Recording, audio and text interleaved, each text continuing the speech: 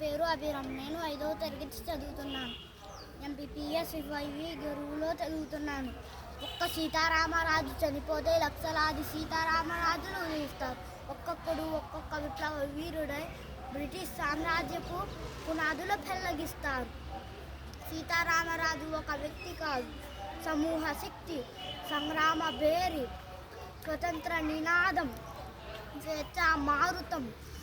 ఈ మట్టిలో మట్టినై, ఈ నీటిలో నీటినై, ప్రజల ఊపిరిలో ఊపిరినై, నా జాతి జనులు పాడుకునే సమర గీతాన్నై.